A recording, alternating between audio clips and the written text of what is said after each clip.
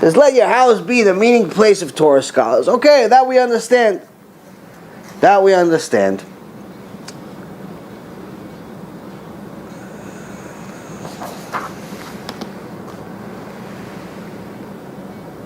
So first, Chazal is telling us that Yossi ben Yoezer, when he says, let your house be the meeting place for Torah scholars, he's trying to fulfill one of the three pillars of creation that his teacher, Shimon HaTzadik, said.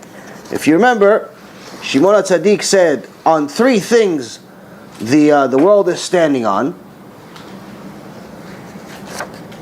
And they are Torah, the service of God, and love, the acts of loving kindness.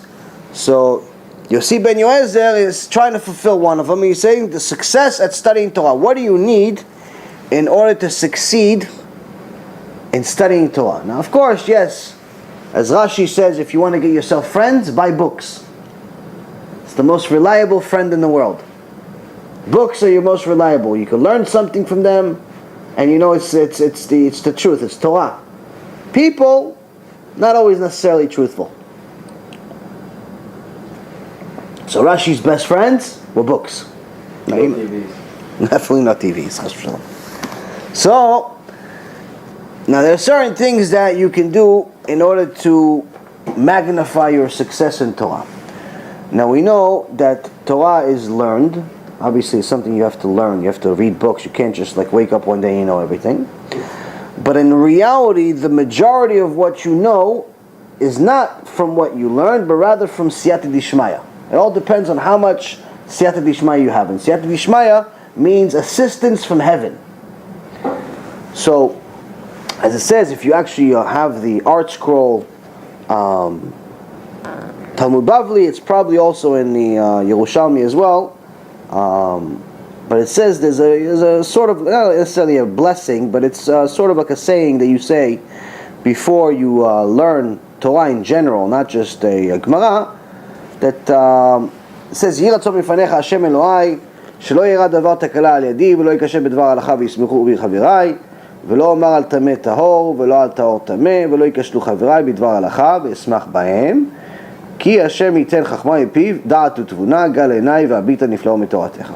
Translation: May it be your will, Hashem, my God, that a mishap not come about through me, and may I not stumble in a matter of law, meaning halacha, and cause my colleagues to rejoice over me, meaning I not stumble and then a bunch of people make fun of me. And may I not say regarding something which is tameh, that it's tahor, and not regarding something that's tahor, that's tameh. Meaning, may I not learn things the opposite way, misunderstand them, say that something that's kosher is not kosher, something that's not kosher is kosher. So may I learn, whatever I learn it the right way. And may my colleagues not stumble in a matter of law, and I rejoice over them. Meaning, may I not be one of these people that say gets over him, so gets too much jealousy in his head, where I see other people succeeding and I don't like it, and when they fail, I celebrate. Like sometimes you have, unfortunately, this is part of the Satan. This is part of what the Satan does. That when we do KIRUV, so as I told you guys before, the obviously there's battles that you have to fight all the time. There's different tikkunim that you have to go through, whether it's having 103 fever 2 days ago or yesterday, or different things with parnasah, or different things with all different types of things. But sometimes that's part of life. But sometimes you have to battle with the biggest enemy. And the biggest enemy, before I got into KIRUV, I thought the biggest enemy would be, I don't know, maybe Goyim, that didn't like Judaism, anti-Semites, or maybe the biggest enemy would be people that are anti-religion, or communists, or something, Yevseksia, like we talked about in that shiur we did about the Holocaust, or maybe atheists. I don't know. Who could be the biggest enemy? I didn't think about this too much. Just got into it head first. To my surprise, who's the biggest enemy? Baruch Hashem, is not many, but there's a few. Rabbis. Fake rabbis. So, and why are they enemies? Obviously, they have a big yetzara miskinim, poor people. They have a big yetzara. They can't control themselves. But the reason why they're falling here, and what are they doing? They, instead of helping the KIRUV message, spreading the word to people, hey, listen, you want to do tshuva, go listen to this lecture, it's very motivating, it's talks about this, talks about that, or if you don't like it, don't say nothing. I didn't say you have to work for me and publicize it. You don't publicize it, don't publicize it, don't say nothing. Like the video that we saw. Right. That's ridiculous. So here's the thing, you want to say something, good, say something good. You don't want to say nothing, keep quiet. But sometimes people are haters. And they don't like when somebody else succeeds and they didn't succeed. They're in the same position 30 years, they haven't moved, they still have their basic keilah, 75% of them still don't even keep Shabbat. And you come into town and already got 30, 40 people keeping Shabbat within a few months. And you don't even think they're followers, just people start keeping Shabbat, but it's from you, not from them. So they have a problem with it. So these people are haters. And miskinim, I feel bad for them, because if they don't do tshuva, they have a serious problem on their hand that they won't be able to fix after this life. But anyway, it says here, may my colleagues not stumble in the matter of law, and I rejoice over them. Meaning, may I not be one of those people where I see somebody failing, and I'm happy over it. Where I become a hater. I become one of these people that wants other people to fail, because I want to be the only one that succeeds. Meaning, I'm learning Torah for the wrong reason. Not learning Torah for lishma. I'm not learning Torah for the sake of Torah. I'm learning Torah for fame, for fortune, for publicity, for honor, for all the wrong reasons. So already you're saying in this blessing or saying, and this has a source in Masechet Brachot, page 28b. Then it says, it quotes a verse in Proverbs, in Mishle, chapter 2, verse 6. For Hashem grants wisdom, from His mouth come knowledge and understanding of God. Unveil my eyes, that I may perceive wonders from your Torah. And the last part comes from Psalms. So now, here if you see what it says in Proverbs, what Shlomo Melech says, from his mouth come knowledge and understanding of God. Right after it says Hashem grants wisdom. Meaning that, yes, you're going to learn this Gemara. It's going to be difficult. And you're going to break your head until you finish the first page. I remember when I first started learning Gemara, to finish one daf would take me 6 to 6.5 hours. One page, 6 to 6.5 hours. I would lose my mind. I'm like, I don't understand it. I mean, I've read a lot of books in my life, Baruch Hashem. I wasn't exactly an idiot before I got into this. I read psychology books, biology books, financial books, books. I wrote a lot of articles, did a lot of, I was in the financial industry. And I was also, a student in college and this and that. I read books, Baruch Hashem. I come into this Gemara, 6.5 hours for one page. I wanted to rip my hair out. And still, even after the 6.5 hours, I barely understand anything. Fixes the brain also to fix the mind. It fixed a lot, eventually. But it took a long time. A lot of effort. And then you see, you start learning, and you learn, you go through it, and to finish the first Gemara was a nightmare. It was like so difficult, and honestly, the only reason I first Gemara, I wanted to quit 500 times. But Rabbi Ephraim, tzaddik that he is, kept me going. No, this is it. It's going to get better. He's such a tzaddik. Well, I'm glad you did. That's why I'm here. So Baruch Hashem kept me going. When I finished the first Masechet, I'm not even talking about the Shas or this. I'm first Masechet Brachot, which is like 2 books like this. Masechet Brachot. Honestly, I felt like I just conquered a nation. It's like, me and the Mashiach are close now. You feel like you're like a little mini Moses. You finished the first Masechet, even if it took you however long it took you to finish it. It's like, wow. But you feel different. But so I learned something from it. But in the reality, you think that all the stuff that I tell you guys, I learned all this stuff? I'm telling you, there's something called Siyata Dishmaya. There's knowledge that Hashem gives you, puts you in your mouth. That all of a sudden you figure things out. You have chidushim. You have different things that Hashem gives you. Not that you just learned it, but get a certain understanding or even certain knowledge that's instilled within you once you've earned it. As it says in Proverbs, Hashem grants wisdom. Meaning, yes, you're going to learn from this book. You're going to read this book once, twice, 500 times, doesn't matter. Each time you're going to learn something new. But Hashem is going to decide when you're going to figure certain things out from this book and when, based on your effort. When you learn, the easier it becomes. Some rappers could learn it easily. The Gemara, the more you learn. Sure, but again, there's learning the Gemara like Rav Kanievsky. He learns the entire Shas, Yerushalmi, Bavli, all the Midrashim, all the Shulchan Aruch, all of pretty much everything, every year, all of them every year, which is something that's not even human for the rest of us, to finish one of them every year. But still, he still gets new Torah wisdom every year as a result of his effort, not necessarily as a result of him reading it over again. There's a certain amount of Siyat Dishmaya. It's hard to explain Siyat Dishmaya without somebody having it. It's like explaining a blind person the color blue. You could tell him it's blue. It's like oh, I don't know, I never saw blue. It's like the sky. Okay, what's the sky? It's like the ocean.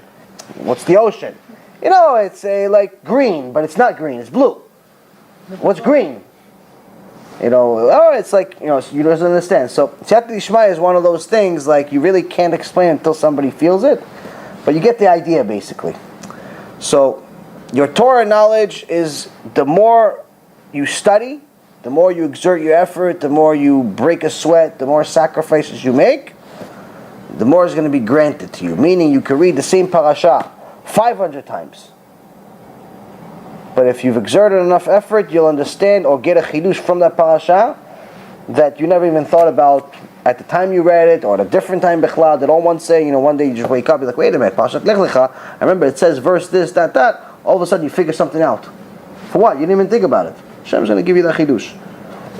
And in certain chidushim, Chazal says, certain chidushim that only you can get. Only your neshama can get. And it won't come to the world until your neshama gets it. So, B'ezrat Hashem, we'll have this chut one day. Amen.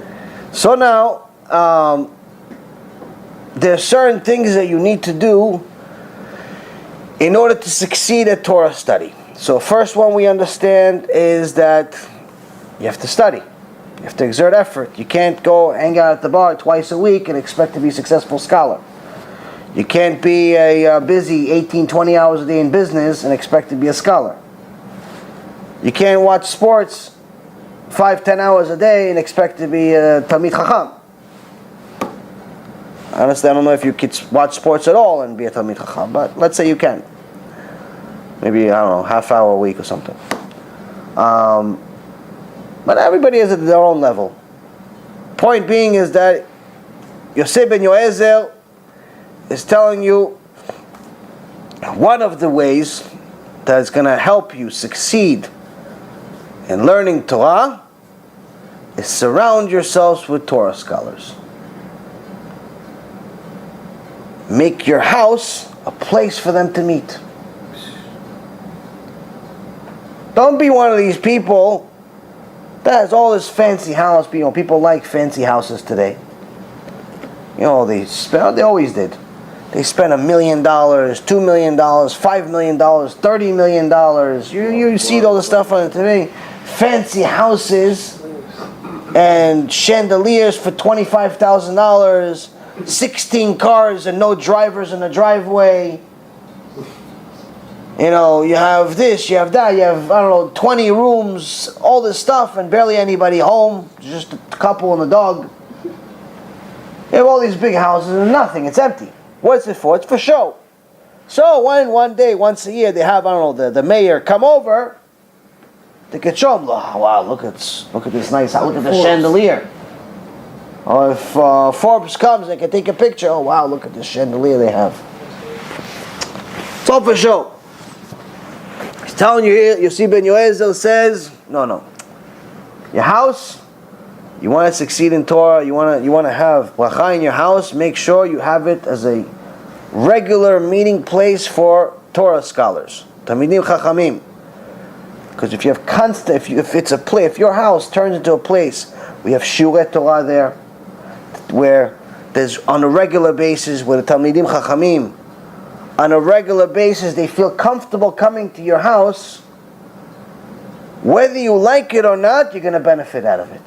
Number one, you're going to benefit out of it from the bracha they bring to your house. All the Torah, all the blessings, all the things that you bring to your house, already you benefit. And number two, you shall become dusty in the dust of their feet. So one of the pirushim, what does it mean, dusty in the dust of their feet? Meaning if you're following somebody really closely, like in the desert, the dust from their feet hits you. So if you follow really, really closely, Talmidim Chachamim, you can overhear what they say. Whether you like it or not, it's going to affect you. The Torah, the wisdom they have, is going to affect you. You're going to become a Talmid Chacham one day, B'ezrat Hashem. If you're constantly around Talmidim Chachamim, you're going to become a Talmid Chacham. You're constantly next to losers, you're going to be a loser. You're constantly next to winners, you're going to be a winner. You're going to be next to tzaddikim, you're going to be a tzaddik. So, but it's not like if you're next to them, once a month, once a year. No. If you're on a regular basis, you're constantly making an effort to be next to people that are learning Torah on a regular basis. Whatever you can do, bring them to your house, arrange shiurim, invite them, whatever you can do, bring them over to get them to be next to you at all times. Why? Because you just want to hear what they say. Now you want to tell them what you know. Listen, for the Rav, look, I read Masechet Brachot, and I want to tell you, what do you think of? No, who cares what you say? Come there with 2 ears and 1 mouth. For the Rav, Lamdeni, teach me, for the Rav. In Gemara Masechet Chagiga, 2 students of, I believe it's Rabbi Yoshua, but don't quote me on the name. 2 students of one of the big tzaddikim. They were big tzaddikim also. All mentioned by name, which means all 3 of them were able to revive the dead. The 2 students of Atana, teacher comes up there and he says, "What'd you learn today in the yeshiva? What'd they teach today?" You say, "Well, the Rav, you're the fountain that feeds us. We have nothing to offer you." Meaning, that quenches our thirst. We have nothing to offer you. Meaning, how could us, the little cups, give you anything? What can we teach you? You're the rabbi. You're teaching us. I'm going to teach you. I'm going to give you something. It's not like today. Somebody learned, I don't know, they heard some shiur. Like, hey, did you know that it says in this Gemara, this, that? Yeah, maybe he knew, maybe he didn't know, but are you coming to teach? You're coming to learn. The best is sometimes I have shiurim. Some people are funny. I have this one guy, Israeli guy, God bless him. He does this. So he learns something, Baruch Hashem. He learns a little bit. But, sometimes people like to show that they know also. Again, they feel like it's a race for some reason. It's not a race. Well, we're here to learn Torah. What race? Who am I, Bechlad, that you can erase me? So I say, so he learned something. And but he asked me a question that he already knows an answer. You hear one of those questions? Like, I'll give you obviously a very example.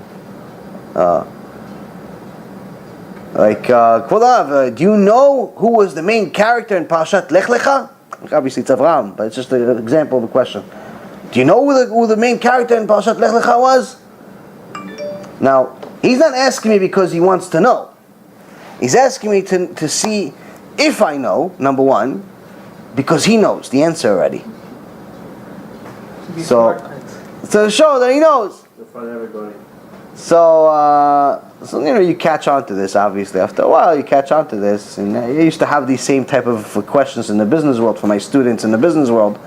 I teach these guys how to study for the, big test. The Series 7 is the first big test. It's 265 questions. And over 70% of the people fail. 70% of the people that take it fail. Now, Baruch Hashem, we know how to study, so I would teach all the guys that would work for me. I teach them how to pass this test. I teach them how to study. Study for a few months. And they used my system of how to study it, and they passed the test. But the funny thing is about these young kids, and not all of them necessarily, I call them all young kids, even though some of them were even older than me, because to me they were all kids. But it's funny, as soon as they were like study it, sometimes it would be after they passed the test, sometimes it's before they even passed the test, and they come and they tell me, hey, Mr. Reuven, do you know the rule, SEC rule, ta-ta-ta-ta-ta? And like they would know the answer, but they want to see if I know the answer. Like, I'm thinking to myself, I taught you how to study for this test. You want to teach me a rule? Like, is there something wrong with you? This is what my idea was. And back then, today I'm a little bit softer, Baruch Hashem, trying to work on my midot, so I don't lose it on anybody.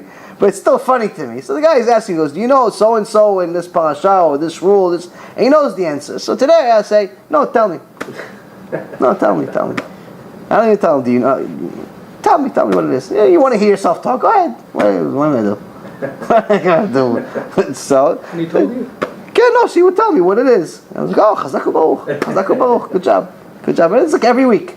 Every week we have something. Where's that shiur? Different shiurim. No, not every week. Whatever. Once in a while, I have this guy, and every week it's something like that.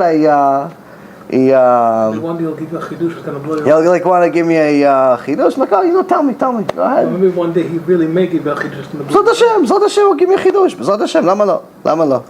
Whatever. Listen, sometimes it's a some people need to get something off of their chest. Why not? It's good for them also to build some confidence. You want a guy to have a confidence to learn, to see, oh, listen, his learning is also very valuable.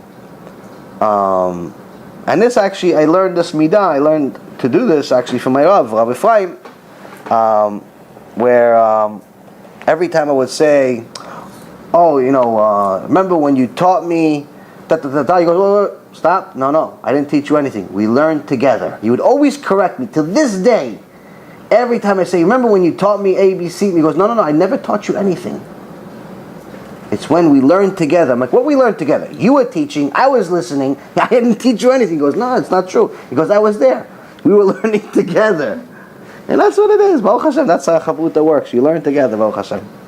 So now, but this is also the mindset of a Torah scholar. The mindset of a Talmid Chacham is there's no such thing as a gava and all of that stuff. You have to make sure that you... What happened to the two students who were with the rabbi?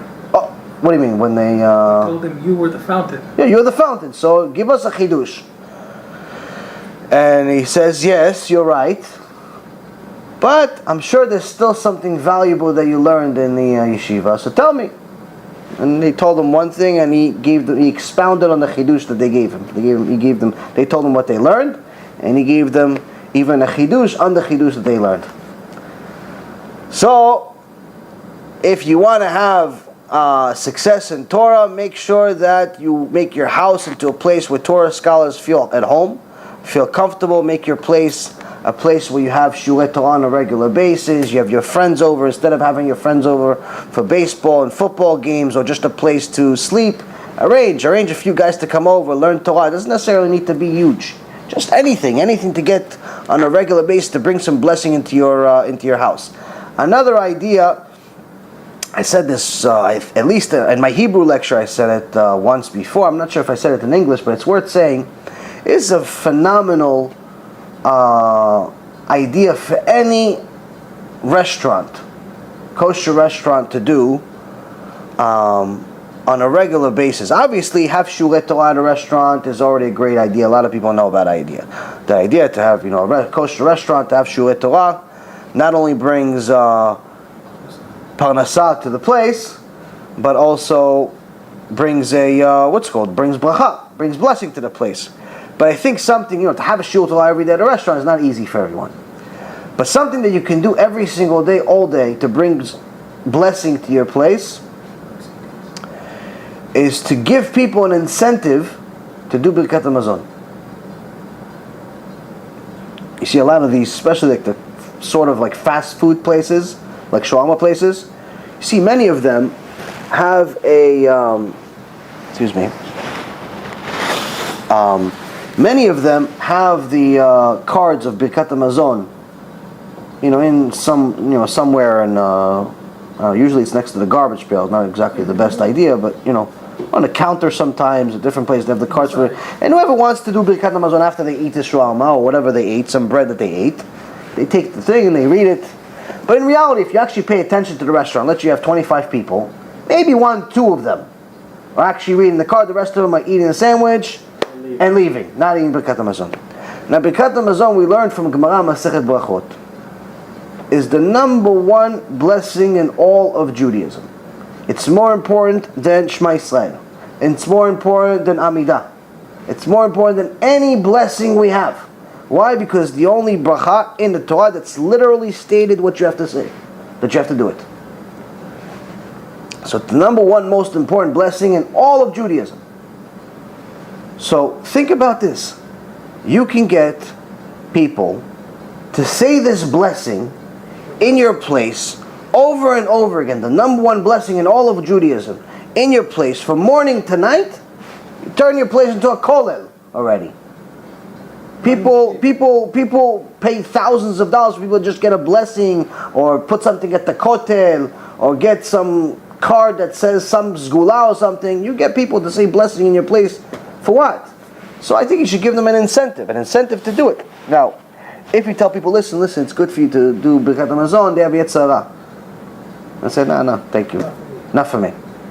But you tell them, listen, you do Birkat Hamazon, I take off, I don't know, $2 off your bill. I take $2 off the bill. Okay, it's $15, now it's $13. Or whatever, $1, whatever it is. You want to take off $1, $2, something that people are going to do it for it. And get people to do Birkat Hamazon, I think the place gets the bracha non-stop. Dessert or something.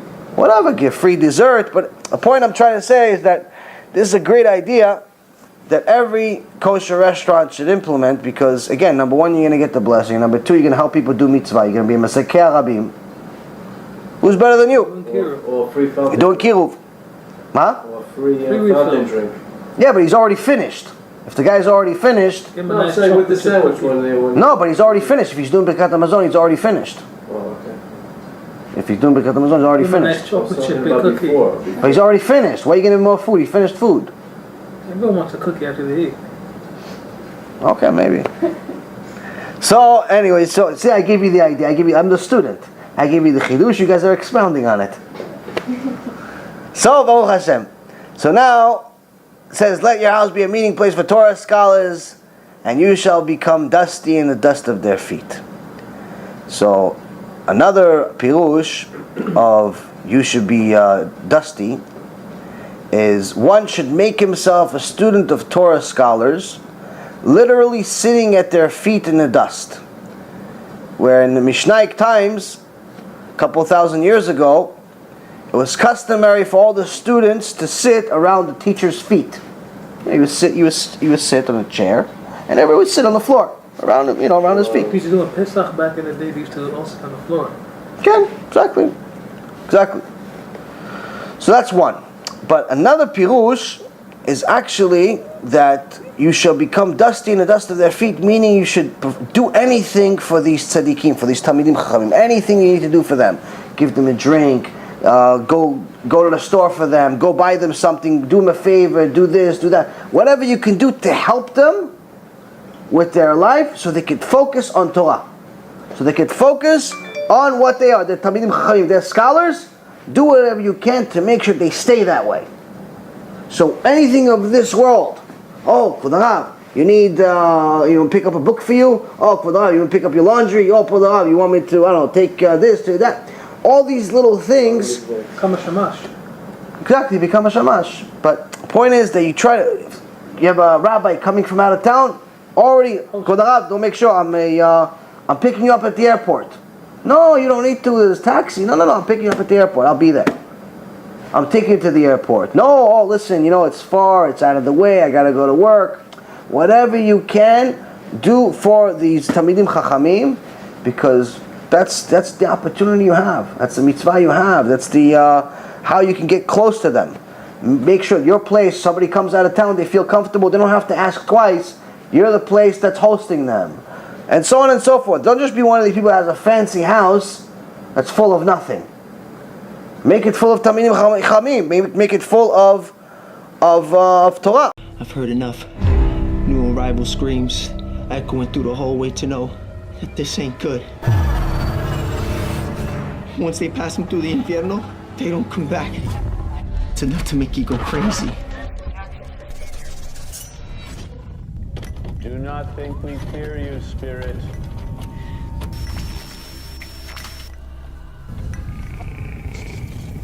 We know your power is born of evil.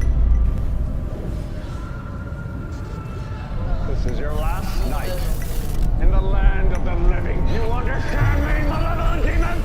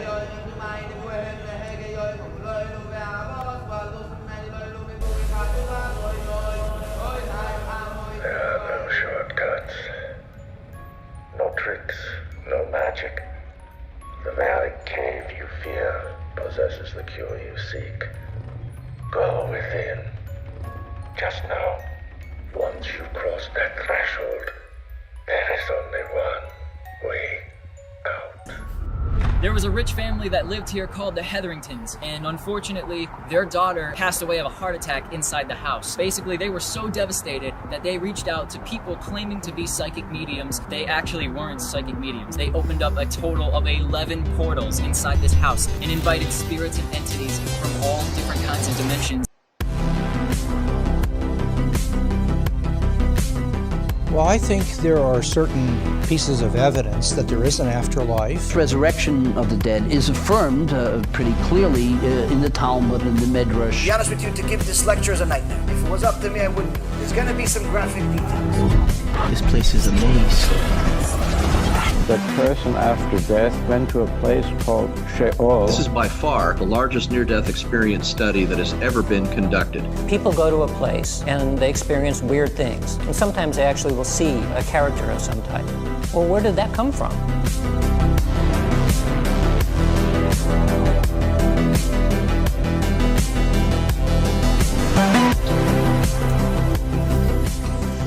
I don't know why that one chain is swinging back there.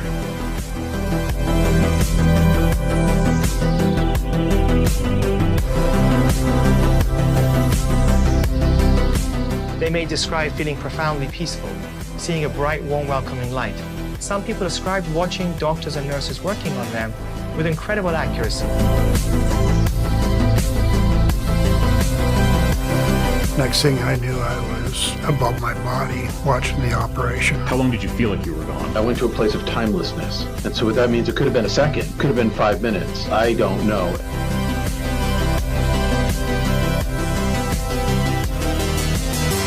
Can you imagine waking up from your sleep and not being able to move? As I'm lying there, I realized that there's an evil presence next to me. Do you believe that angels, demons exist? Holy shit, dude, get out of here! Oh my god, dude! Strange things keep happening. Bizarre nightmares, as if I'm on fire. Whoa, what the hell is this? Man, I've got bad chest pain. Satan's Hollow is what it's called, the portal to hell. Some people calling it an eye of fire, while others said it looked like the portal to hell opening up.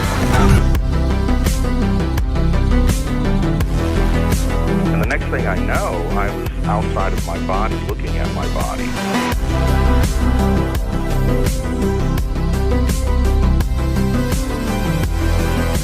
What I'm going to do is called claromancy, the art of throwing lots or throwing bones. 2,000 years of experience passed down, recorded, of how demons work. God has them all on a leash, and he lets the leash go enough to let them tempt us, because that's what makes us spiritually stronger. I'm trying to be as graphic as possible so you understand what we're talking about. It's your ticket to reality. It's your ticket to freedom. It's your ticket to immortality. Is there an afterlife? Is there a It's God? the type of information that can keep you away from the Yetzirah. What happens to us after we die?